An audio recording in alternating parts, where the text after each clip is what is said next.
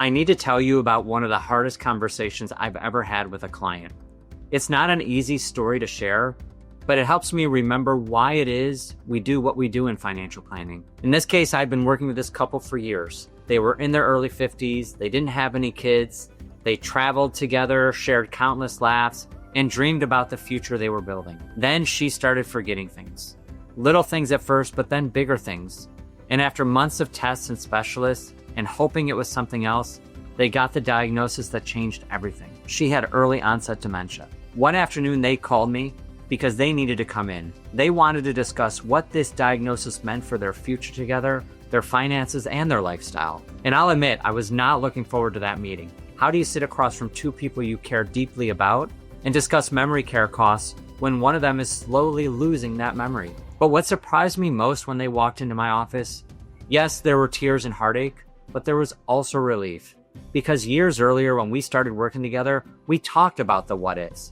What if one of you gets sick? What if one of you needs long-term care? And we planned for those unexpected what-ifs. Their accounts were structured properly, and their beneficiaries were updated.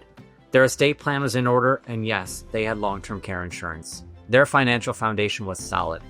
And in that moment of crisis, their preparation meant everything. Instead of scrambling to figure out how to pay for memory care, instead of panicking about financial survival, we could focus on what really mattered. We talked about how to make the most of the time they had left together. We adjusted their budget to include more travel while she could still enjoy it. We found ways to create memories before that disease took more of hers away. That conversation broke my heart, but it also reminded me why this work matters so much. We weren't just managing money in that room.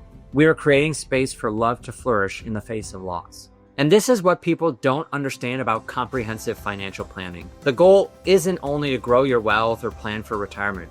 It's to prepare for life's eventualities, even the ones you don't want to think about. Life doesn't always follow our plans.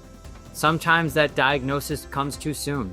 The accident happens unexpectedly, or the unthinkable becomes the new reality. But when you've planned for those possibilities, when you've built flexibility into your financial strategy, and when you've had those hard conversations before you need to have them, you've created something invaluable: options. My job isn't just to help you build wealth. It's to help you build a plan that can weather whatever storms come your way, to create a foundation strong enough to support not just your dreams, but your deepest financial fears too. Because at the end of the day, financial planning cannot predict the future, but it can help you be ready for whatever future comes your way. That is comprehensive planning, and that's why every conversation, even the hard ones, matter.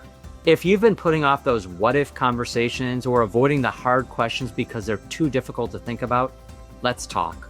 Sometimes the most important planning happens when we address things we'd rather not talk about.